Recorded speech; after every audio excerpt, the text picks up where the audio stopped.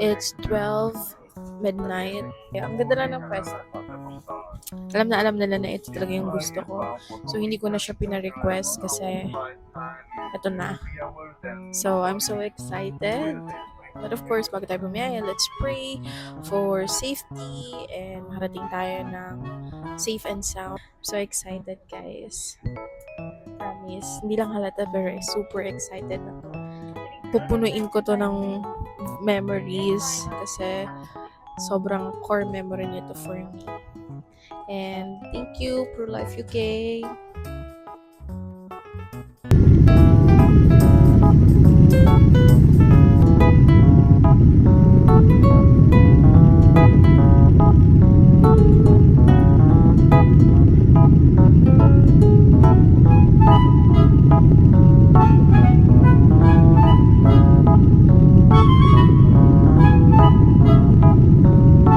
After an hour, sinerve na yung food.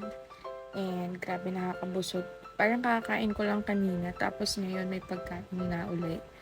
And i-rate natin kung kamusta ang lasa ng food. Actually, dalawa option. I chose this one because isa sa mga favorite ko is beef talaga. So, okay yung lasa niya. And I think naubos ko to kahit ang dami-dami at kahit busog ako. Then, may tinapay pa pero hindi ko na kinain yung bread. Siguro ito na lang at saka yung fruits na sinerve nila. So, nag-request din ako ng coffee dahil medyo inaantok na ako. So, for me, 5/5.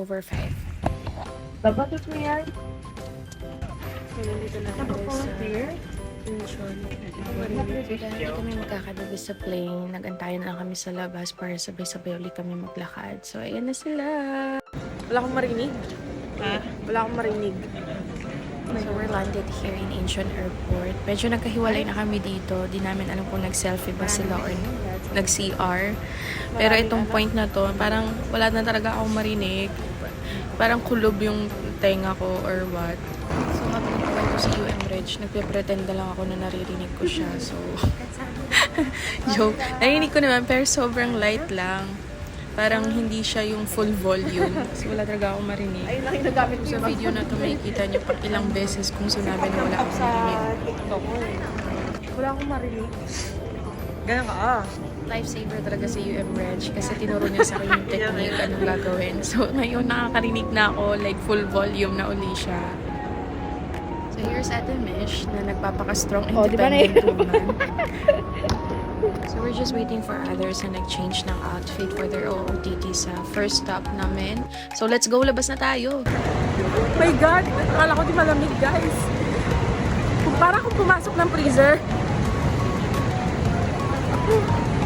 Hindi yun nakikita pag mausok na agad oh. Kakapasok ko lang. Sabi pa namin, di naman magandang kayo kalamig.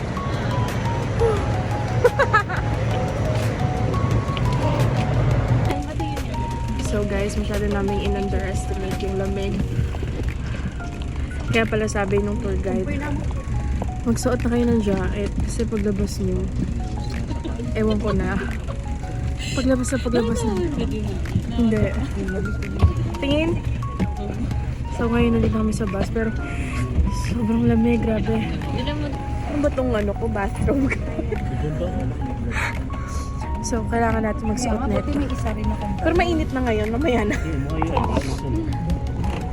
Kamusta naman yung pag-blow ng usok? Ganun na rin tayo mamaya. Number bus 2, we are pink, right? Bus 2, front of the bus, you can see the number bus 2. Okay, welcome to Korea. I'm Philip, and the Korean name is Han Younggun. Han is my surname, and Younggun is my name, you know. So just you call me Younggun or. First stop, dito na kami sa Incheon Airport Hotel. I think it took 15 minutes travel time para makarating dito since breakfast time na, kakain muna kami. So, sabi nila, ito daw yung best part sa mga travel kasi talagang bubusugin kayo. And yes, legit na legit. Kasi parang kakain ko lang, tapos kakain uli. So, let's see kung ano mga pwedeng kainin. Baka mini-mini na lang ang kainin ko. Or let's see. Chicken ang ulam mo.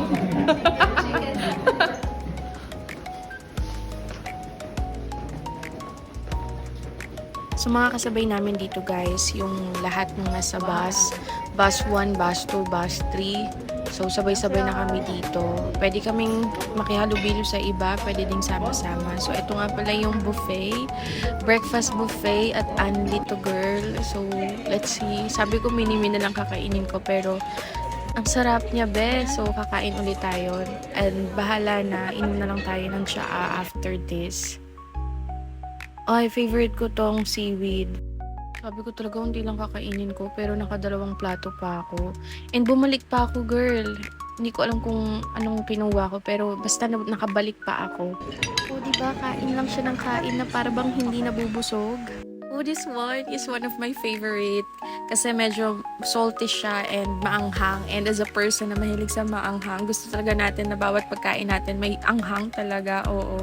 So, 10 over 10 ito.